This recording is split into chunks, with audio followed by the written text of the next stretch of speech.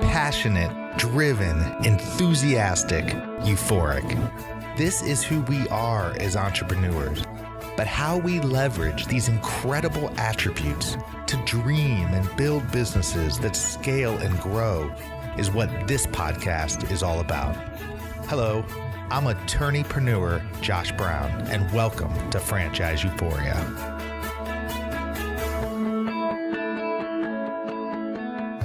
Hello, everybody, and welcome back to another episode of Franchise Euphoria, the podcast where we are focused on providing strategy, education, and consulting to the incredible and growing franchise community. Welcome, everyone. Josh Brown here. Hope everyone is doing fan-freaking-tastic. Today on Franchise Euphoria, Josh dives into personalities and disguises. In segment 2 of today's show, Josh asks, is your business a franchise in disguise? There are many ways to expand your business, such as licensing and franchising. Is your business ready to burst onto the franchising scene? Coming up in our first segment, Josh gets up close and personal, talking about personality. He asks the tough question, is your personality holding you back from success? Is your personality holding you back from business success? You know, personality is such an interesting and often overlooked area when people are thinking about buying a franchise, expanding their business into a franchise, or just getting into business in general. I think we're so conditioned as a culture to just be focused on bottom line, that we sometimes forget that when we buy a business or when we grow a business, we do it through part of who we are and what we bring to the table. And just because a business is profitable at the end of the day, I'm not so sure that that's ultimately a success. I mean, it brings me back to a quote that I recently read from Earl Nightingale, who wrote the incredible book, The Strangest Little Secret. And he says, quote, "Success is the progressive realization of a worthy goal or ideal." End quote. Let me say that again. Success is the progressive realization of a worthy goal or ideal. And so it got me thinking about when people pursue business goals that don't actually align with their personality or their personal goals. I mean, is that really a business success? It was actually Dan Miller who wrote the New York Times bestselling book, 48 Days to the Work You Love and When Wisdom Meets Passion. A few other books. I'm fortunate to be part of a mastermind group with Dan, and he sent me the book by Earl Nightingale, and I had never read it before, even though it's very well known and very well read.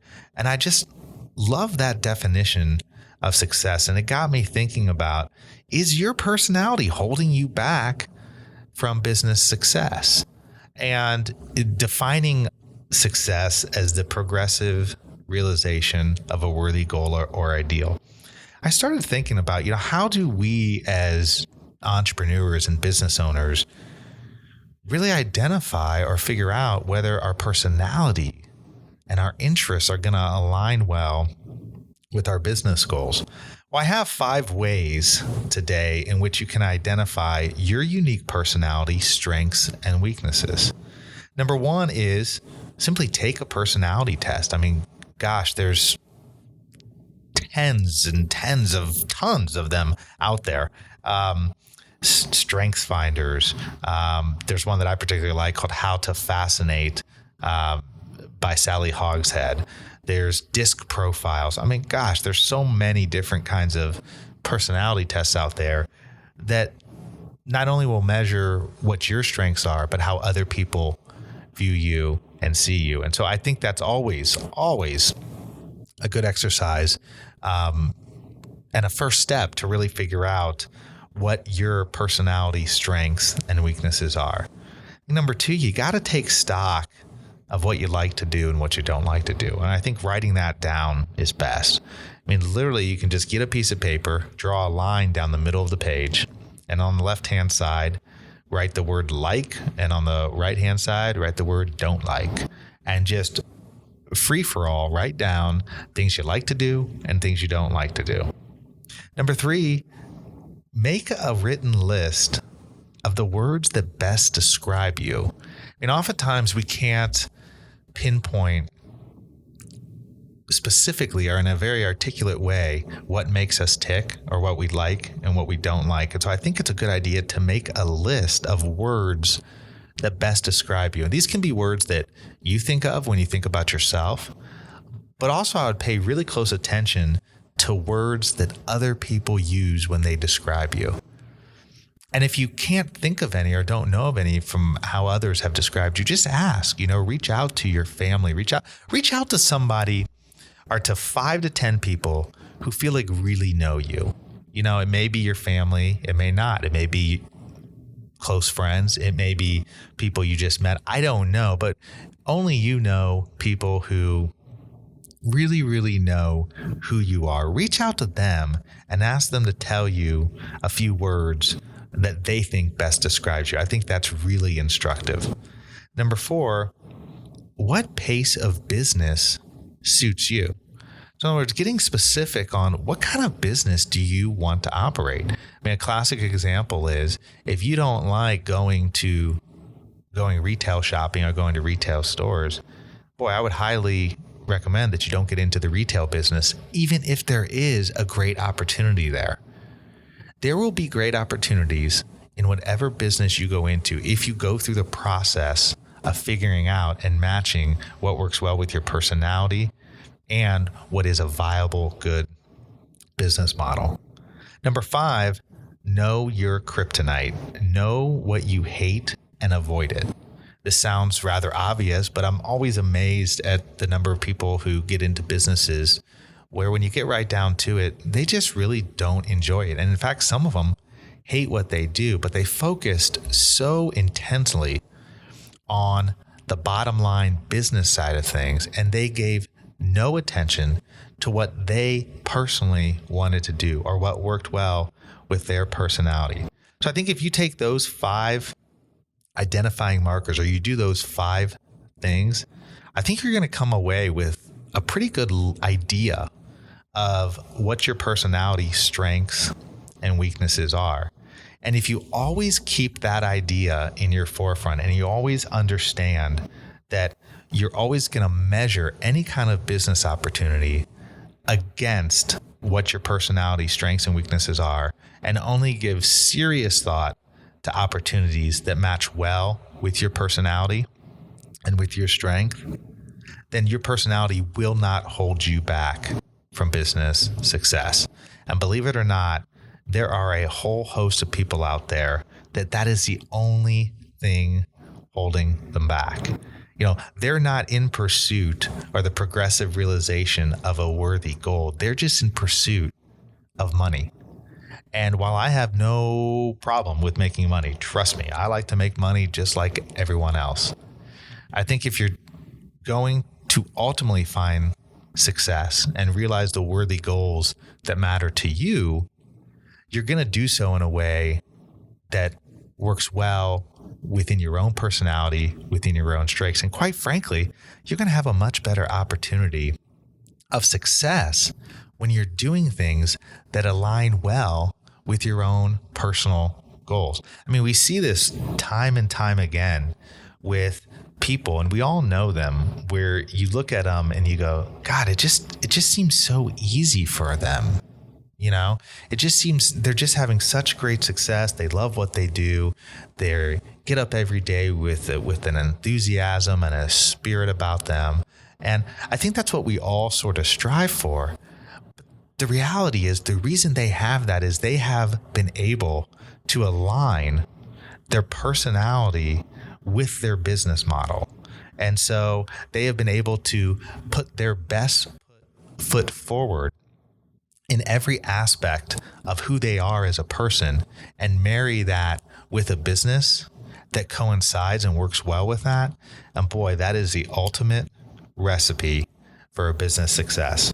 So whether or not you're looking at a franchise to buy, whether or not you're looking to grow your business into a franchise, or whether or not you're just looking to start a business in general, I encourage you to really take the time to take stock of your own personality so that you don't find yourself in the position where your personality is holding you back from business success.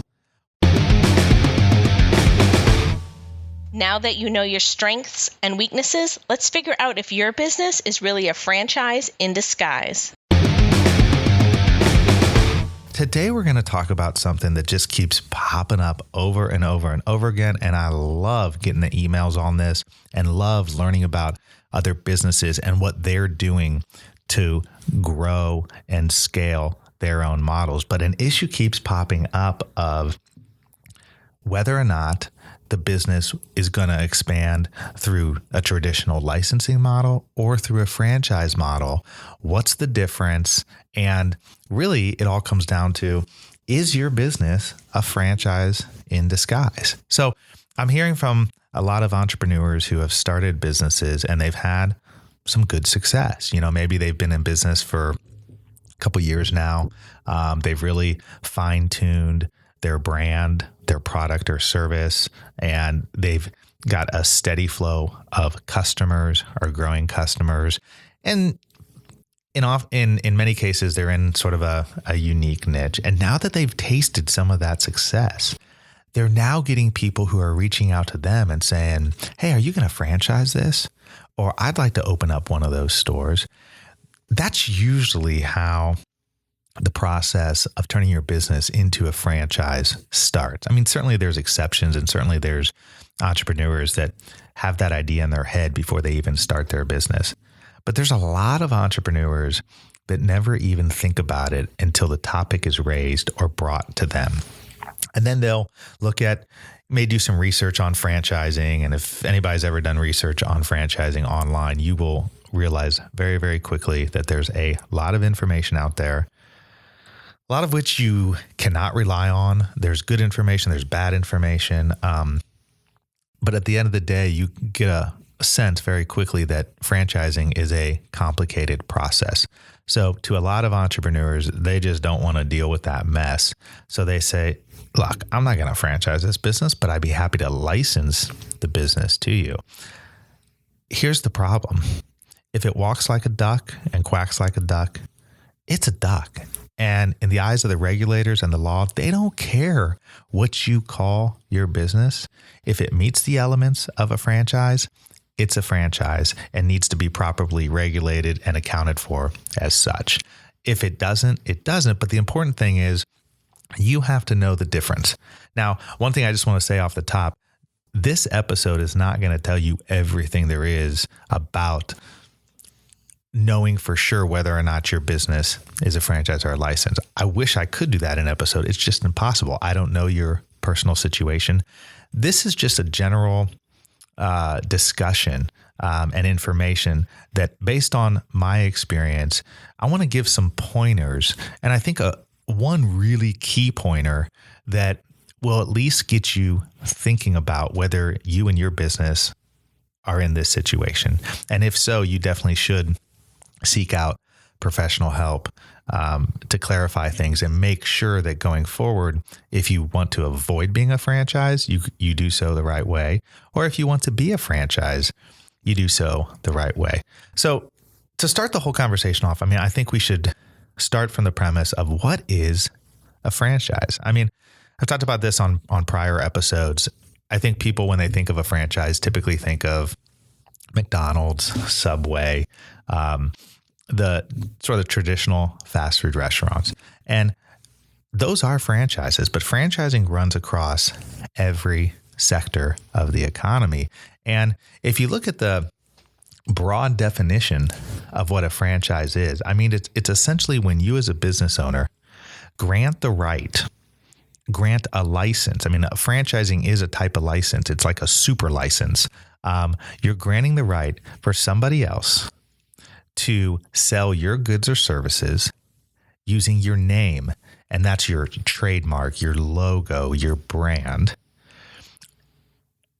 following your marketing operating plan and in exchange for a fee. So let me say that one more time. So essentially, a franchise is when you are licensing the right over to somebody else to utilize and to sell your goods and services under your brand or trademark, following your marketing or operating system in exchange for a fee.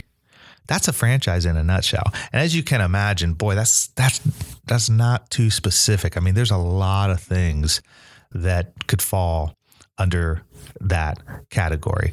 And the reality is that what people tend to look at to determine whether or not your business is a franchise or is not a franchise, if those elements are met, maybe there's a component of them that are met, is really control. I mean, how much control are you going to assert over somebody who buys into your business? Or if you are, let me give you an example. I think it's always easier to just kind of give an example as opposed to just speak in general terms. Let's say you're Joe's Candy Shop and you set up a nice little candy shop. You've got good customers. You've got a nice little niche. And you now get people, you have a shop on the north side of town, and now you have somebody who approaches you and says, "Hey, Joe, I'd love to open up a shop on the south side of town. Are you franchising?" And maybe you never really thought about it.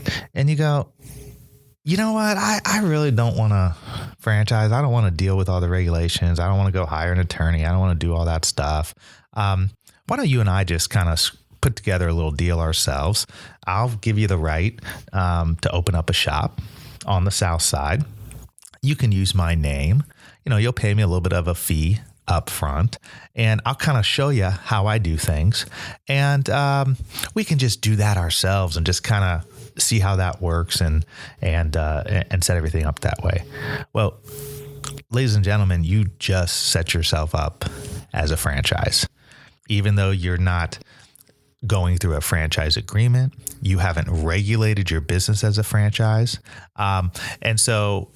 But you've met the characteristics in a broad sense of what a franchise is. And so in order to avoid that scenario, you have to eliminate one of those elements.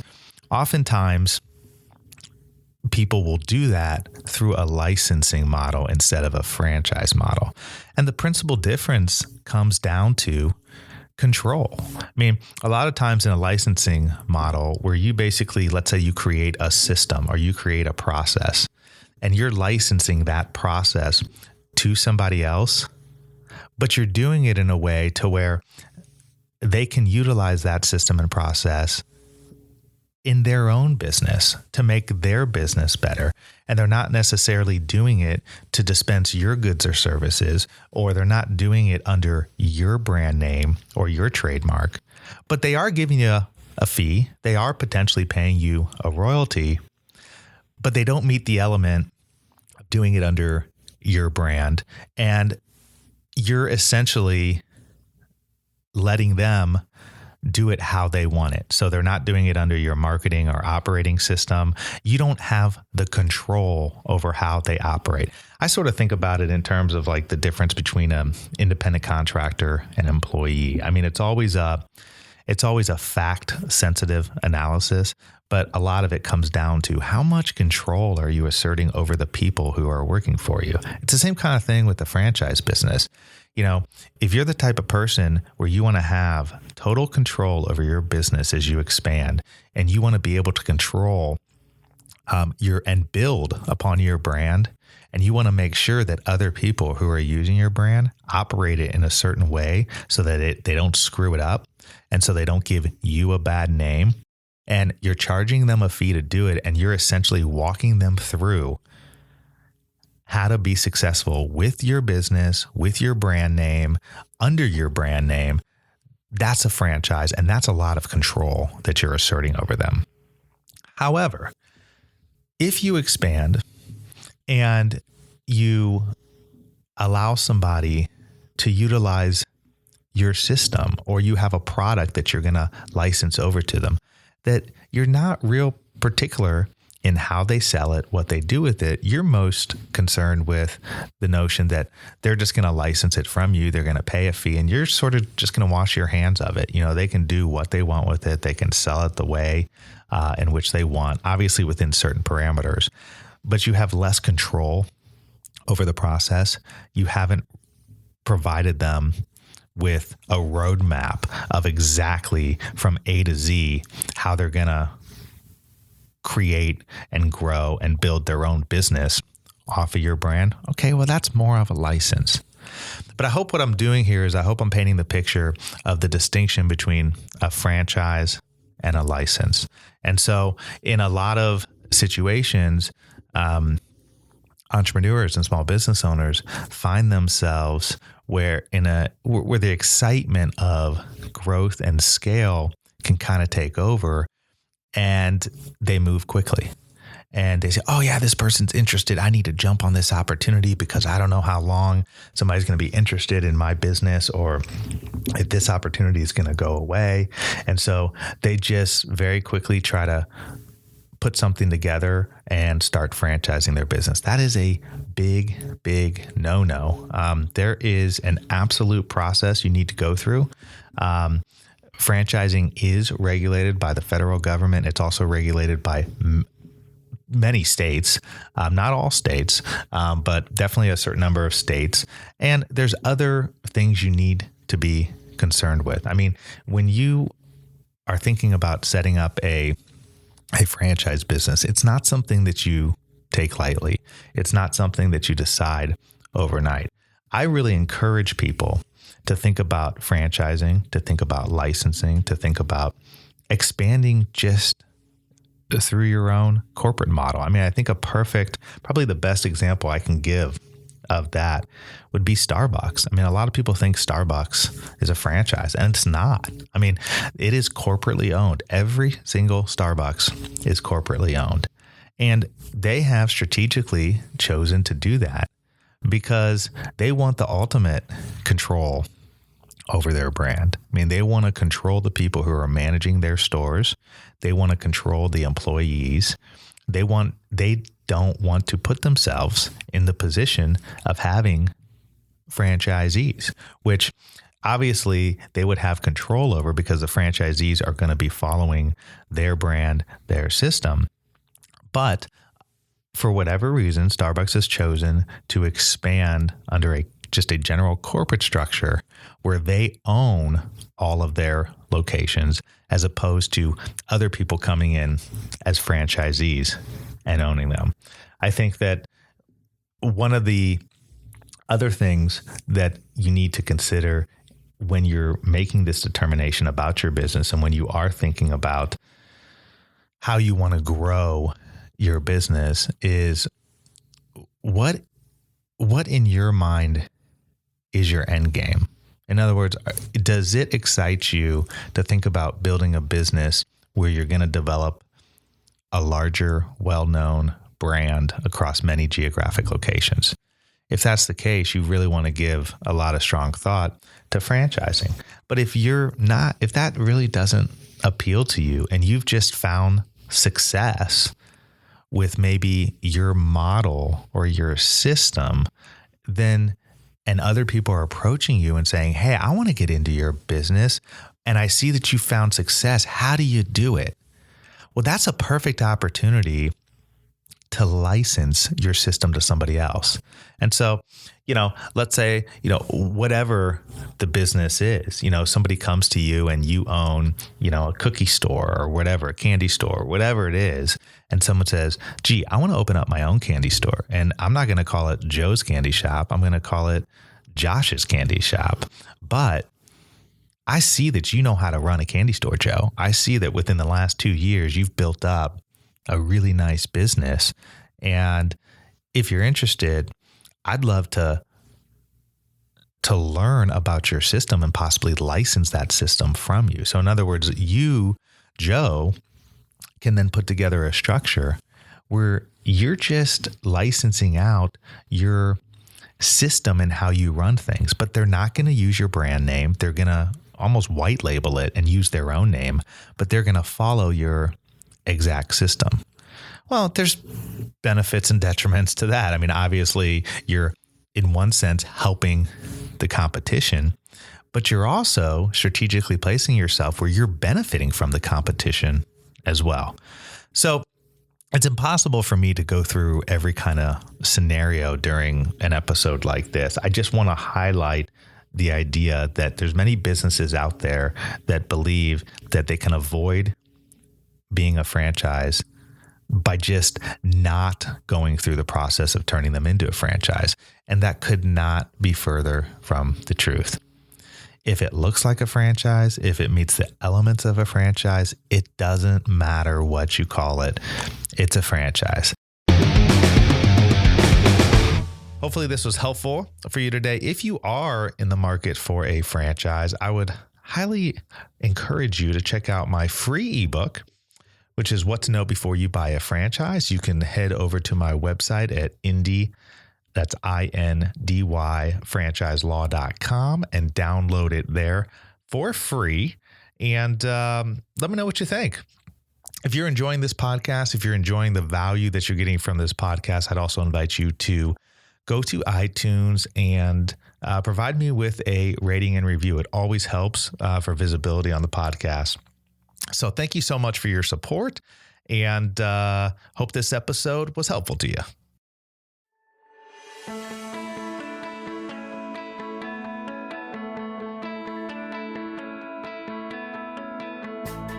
Thanks for being with us today on the Franchise Euphoria podcast. If you enjoyed this episode, please be sure to go to iTunes and provide a review. Also, please remember that although Josh Brown is a licensed and practicing attorney, nothing contained in this podcast should be construed as legal advice, because it is not. The information contained in this podcast is general and educational in nature, and none of it should be relied upon as legal advice. That being said, if you have questions for Josh and would like to contact him, please email him at josh@franchiseeuphoria.com. Thank you so much for listening, and we hope you tune in to our next weekly episode.